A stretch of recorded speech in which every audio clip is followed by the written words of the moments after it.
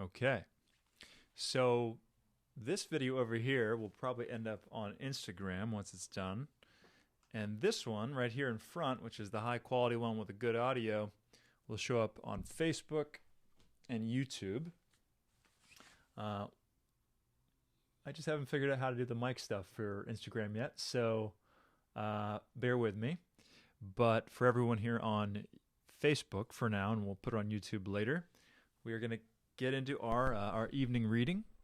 For folks that are unfamiliar with this, the idea is to do this every Wednesday evening to try to just bring people's awareness to a lot of old classics that I think during this time where it's very difficult for us to make sense of what's happening in our world, that returning to some of the most timeless wisdom of our civilization and our species is probably a good idea.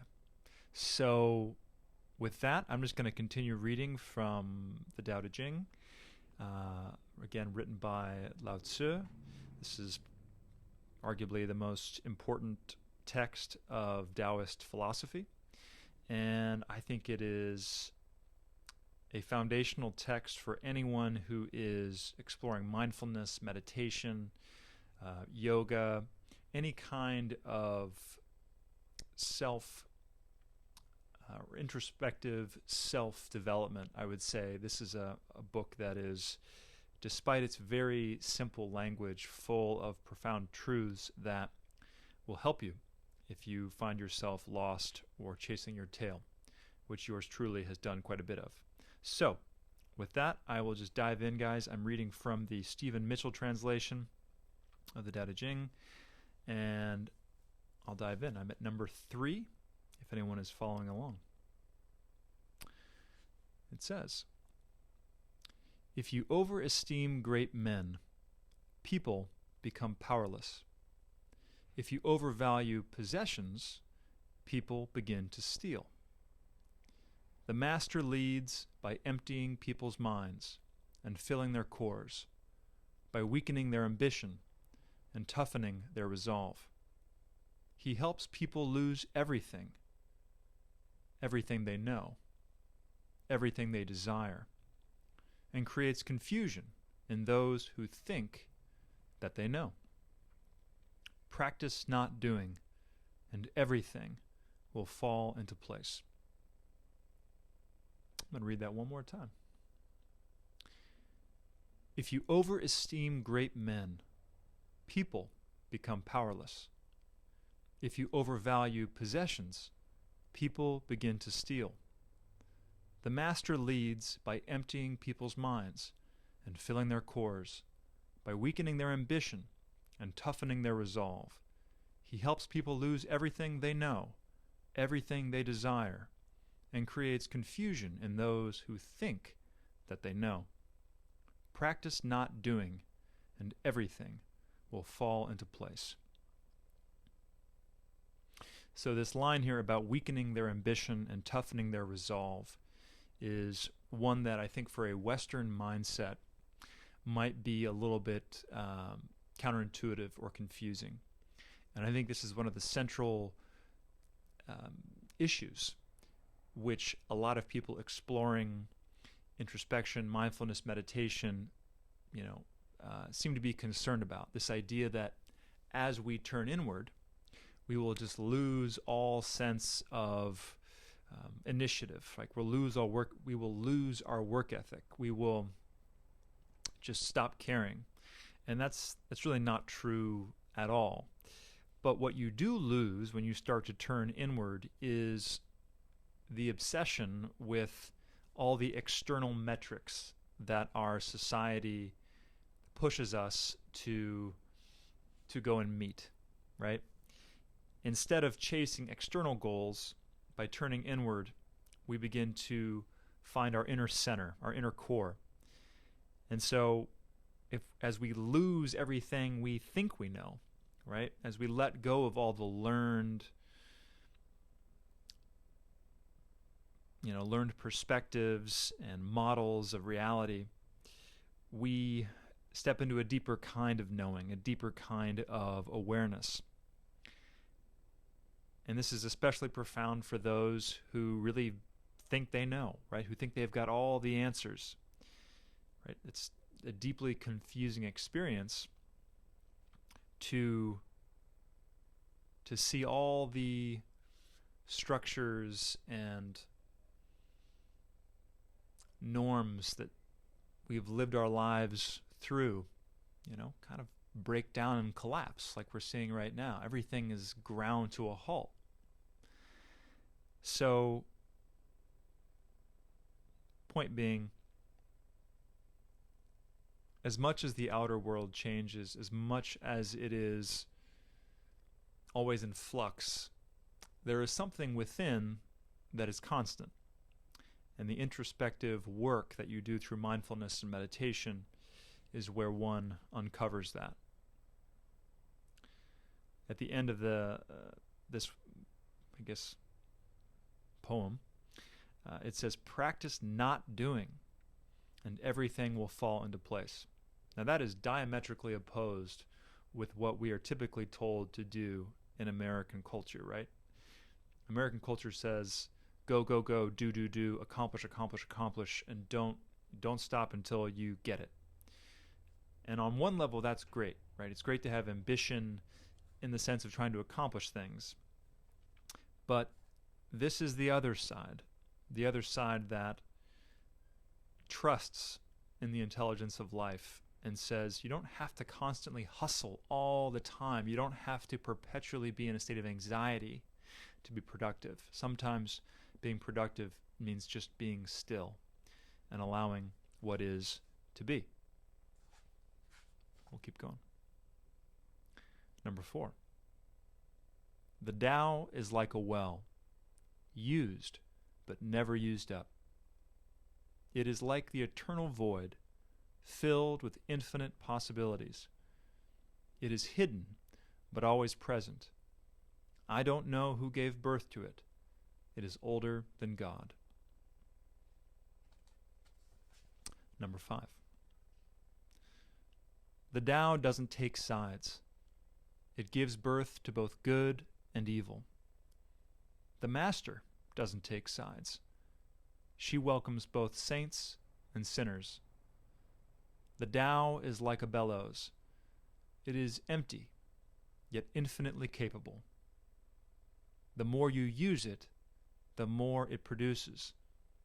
The more you talk of it, the less you understand. Hold on to the center. I know it just said the more you talk of it, the less you understand. So obviously I don't want to talk too much here. But I just want to draw attention to something that might have cropped up for a few of you. So a few pages back, it said, "Practice not doing, and everything will fall into place." And then over here it says, the more you use it, the more it produces. So this is a little bit of a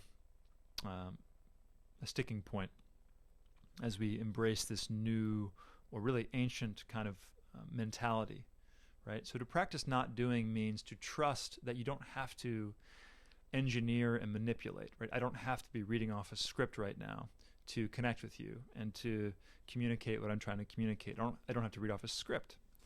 But over here it says the more you use it, the more it produces. So the more I begin to work this muscle, right, of reading and communicating my understanding or translation, the easier it becomes for me, right? And I think that's true for everyone, regardless of what that activity is. The more you trust that deeper self to work through you, the more productive, the more impactful what you're doing becomes. So with that, we'll keep moving. Number 6. The Tao is called the Great Mother, empty yet inexhaustible. It gives birth to infinite worlds. It is always present within you. You can use it any way you want. So the Tao is, in many ways, you could consider it the creative principle, right? The universe is always giving rise to new forms, new ideas.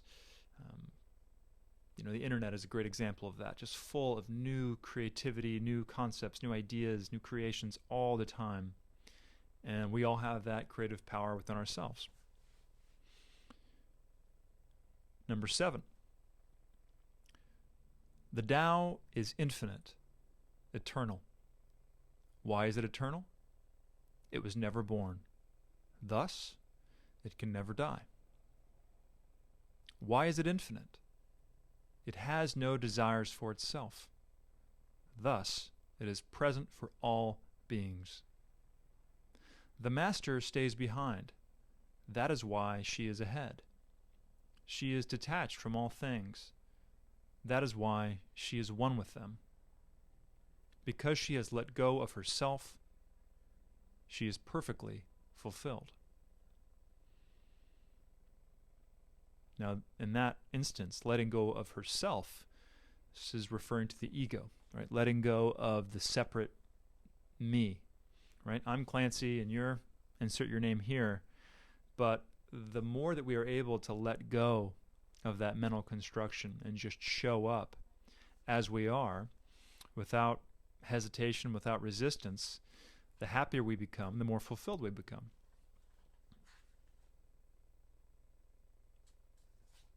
Let me just check my time here real quick, guys. Okay. We'll try to keep these under, let's just say under 20 minutes. But obviously if you get bored, you can just go away. I'll never know the difference.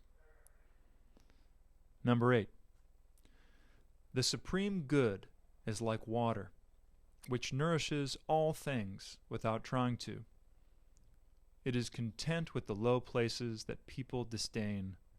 Thus, it is like the Tao. In dwelling, live close to the ground. In thinking, keep to the simple. In conflict, be fair and generous. In governing, don't try to control. In work, do what you enjoy. In family life, be completely present. When you are content to When you are content to be simply yourself and don't compare or compete, everybody will respect you. I'll read that one more time since I flubbed it. The supreme good is like water, which nourishes all things without trying to. It is content with the low places that people disdain. Thus, it is like the Tao. In dwelling, live close to the ground. In thinking, keep to the simple. In conflict, be fair and generous. In governing, don't try to control. In work, do what you enjoy. In family life, be completely present. When you are content to be simply yourself and don't compare or compete, everybody will respect you. I'm going to come back to the opening stanza there. It writes, or Lao Tzu writes, that the Tao is content with the low places that people disdain, right? The mundane, the ordinary.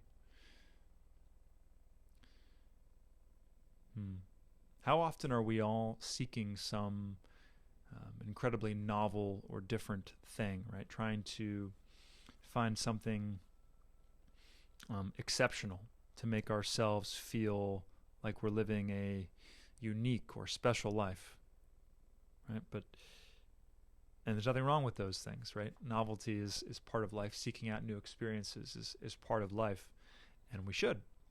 But we should also appreciate the normal, everyday stuff, right? We should appreciate, and I think a lot of us are appreciating this more and more, is, to go outside your house, take a walk, take a hike, take a bike ride, walk into a store and not have to worry about, some pandemic, right? These are things that we often take for granted, and we realize how wonderful the normal things in life are when things like this happen. So appreciate the normal stuff and find a way to be content with what is. Number 9. Fill your bowl to the brim, and it will spill. Keep sharpening your knife, and it will blunt. Chase after money and security, and your heart will never unclench. Care about people's approval, and you will be their prisoner. Do your work, then step back, the only path to serenity.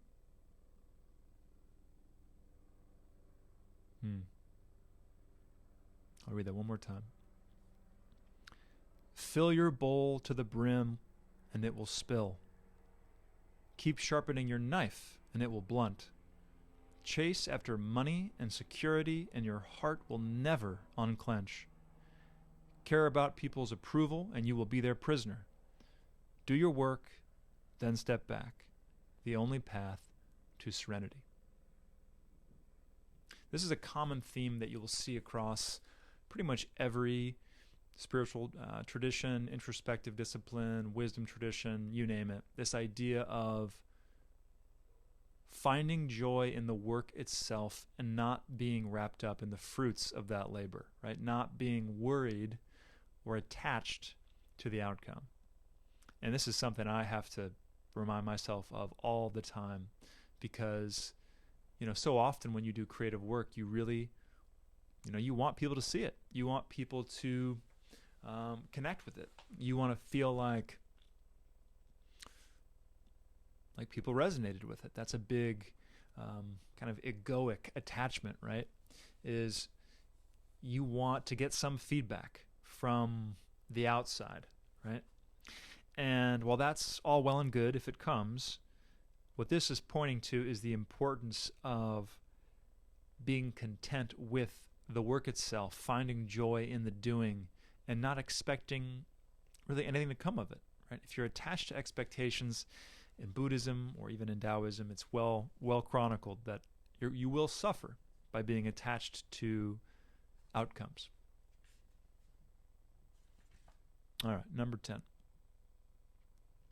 Hold on, tea break, guys, tea break. This is all part of the show.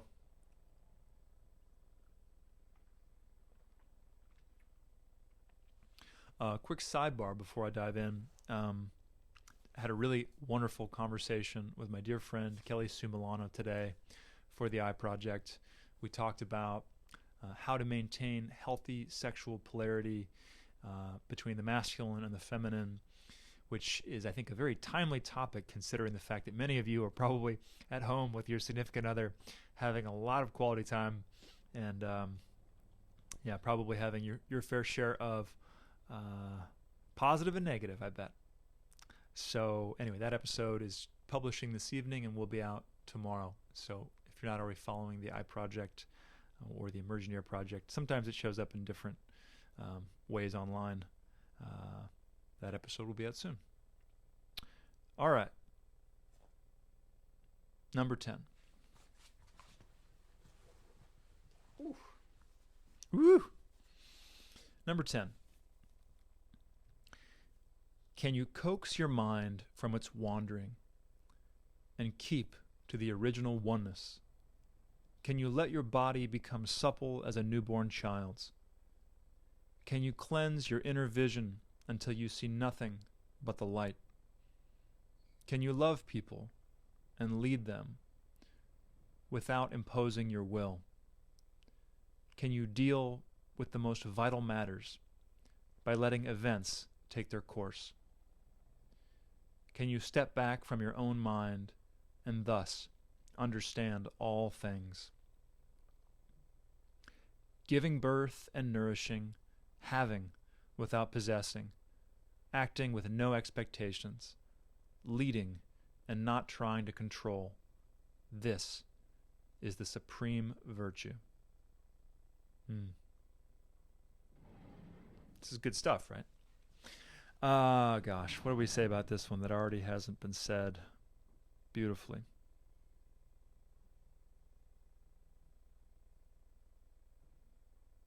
Nope, I can't improve upon it. We're going to keep going. Number 11. We join spokes together in a wheel, but it is the center whole that makes the wagon move. We shape clay into a pot, but it is the emptiness inside that holds whatever we want. We hammer wood for a house, but it is the inner space that makes it livable. We work with being, but non-being is what we use. Read that one more time. We join spokes together in a wheel, but it is the center hole that makes the wagon move. We shape clay into a pot, but it is the emptiness inside that holds whatever we want. God, why am I struggling with that one so bad? We hammer wood. I think of hammering nails, not wood. We hammer wood for a house, but it is the inner space that makes it livable. We work with being, but non-being is what we use. So this actually connects with the conversation I had with Kelly Sue Milano earlier today.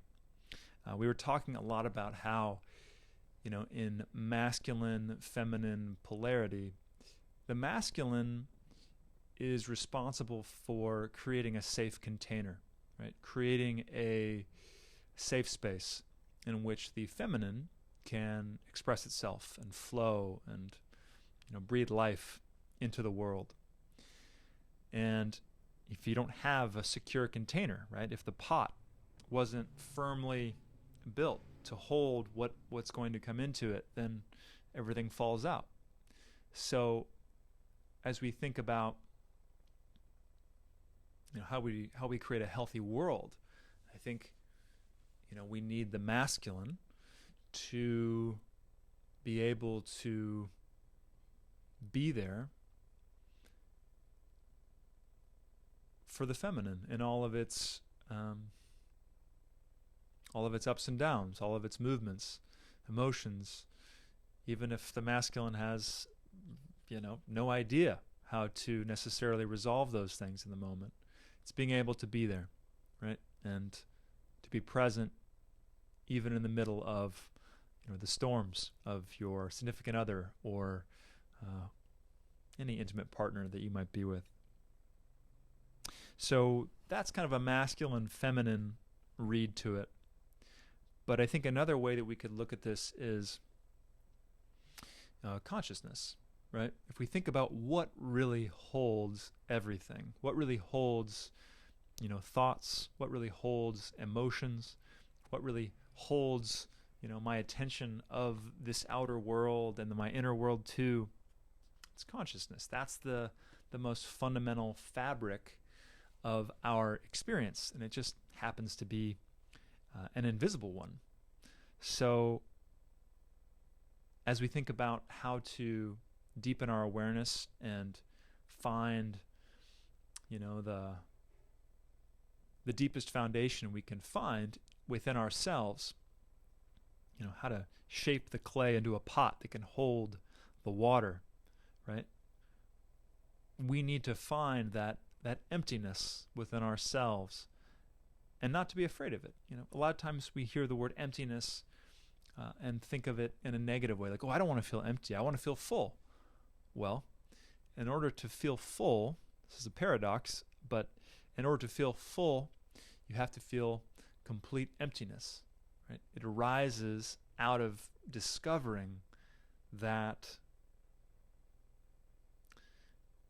deepest part of yourself that holds everything else, right? You can't build a skyscraper without an incredible foundation down beneath, just my mouth made weird sound, beneath the surface, right? You have to go down deeper.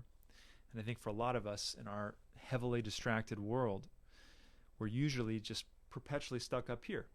Yours truly being perhaps the biggest perpetrator. All right, guys, we're going to do one last one, and then we're going to pull this to a close. Number 12. Colors blind the eye. Sounds deafen the ear. Flavors numb the taste. Thoughts weaken the mind. Desires wither the heart. The master observes the world, but trusts his inner vision. He allows things to come and go. His heart is open as the sky. One last time, and then I will hop off. For this one, if you're sitting by yourself or even with someone else right now, I would encourage you to close your eyes and just feel into the truth of these words, the wisdom. Colors blind the eye. Sounds deafen the ear. Flavors numb the taste. Thoughts weaken the mind. Desires wither the heart. The master observes the world, but trusts his inner vision. He allows things to come and go. His heart is open as the sky.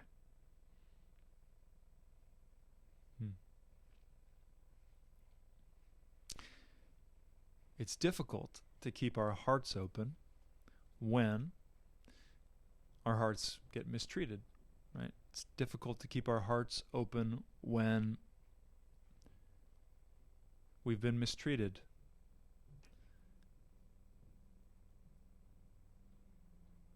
But intuitively, we all understand that the deepest intelligence that we are capable of as human beings emerges when our head and our heart are in alignment.